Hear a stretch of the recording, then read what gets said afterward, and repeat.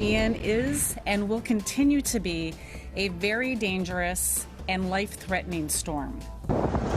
Whoa. Winds whipping through palm trees, debris flying and water creeping through city streets. Hurricane Ian makes landfall on the Gulf Coast of Florida at Category 4 strength. Wind speeds are reaching 155 miles per hour, just 2 miles shy of being Category 5. This is a powerful storm that should be treated like you would treat if a tornado was approaching your home. The amount of damage the storm will cause remains unknown, but officials say it will be catastrophic. We'll be there to help you clean up and rebuild, to help you get Florida get moving again. And we'll be there at every step of the way. And a live look at Orlando, one of the many cities in the direct path of Ian. And this monster hurricane just slamming into the west coast of Florida shortly after 3 p.m. Eastern time. It now comes with concerns of storm surges and massive rainfall as well.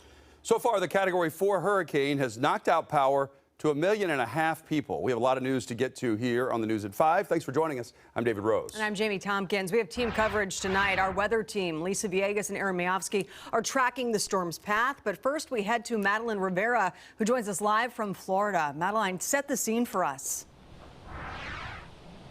Hey, David and Jamie, we had to step into this little alcove here because the rain was just unforgiving. We were out there for hours. The rain was just pelting you. The wind just wouldn't stop blowing, which is what we had expected.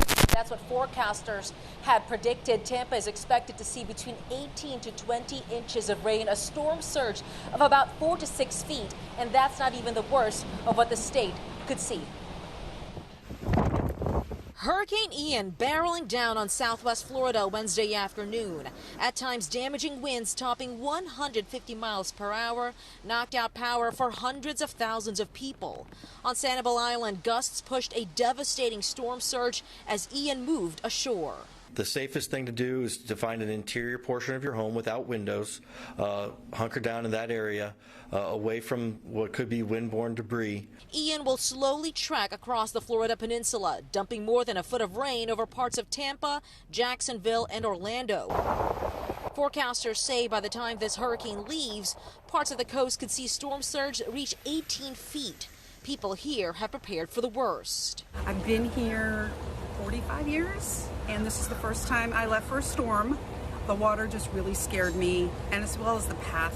The rest of the day we're in. We're not going to be out again until probably Friday. Some emergency response teams paused service as the weather intensified. Florida officials say crews will deploy as soon as conditions allow. You do have some people who've chosen to hunker down in some very vulnerable areas, and so that is going to be something that I know that they're keeping a very close eye on.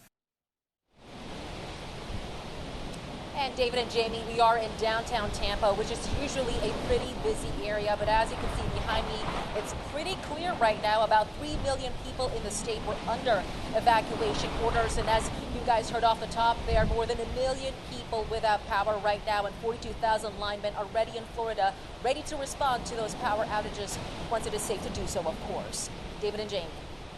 All right, Maddie, thank you. Yeah, it'll be interesting to see when the sun comes up what kind of damage is there as they are in the midst of this right now. Our weather team, Lisa Villegas, our chief meteorologist, is tracking the storm. Aaron Mayovsky here looking at all the situation as well. So let's talk about the winds right now. How strong are they for people who stayed and decided to hunker down and ride it out? Yeah, which is really tough to imagine that you could do that. But 115 miles an hour. So this is just weakened over the last 10 minutes here. In fact, over the last hour, we've watched this drop from a Category 4 to a Category 3 hurricane. So it continues to weaken. So that's the good news. I also have this time-lapse video here. You can see this stationary front. What's unique about this is it's just going to sandwich in all of this moisture. So now we're going to be concerned with all the rain that's going to accumulate from areas just outside of Cape Coral, in between Tampa, stretching through Orlando as it tracks out towards Daytona Beach, Florida. So we're talking about rain totals possibly even exceeding 20 inches now because of this system kind of sandwiching in all of that moisture. Storm surge, by the way, ranging from 12 to 18 feet.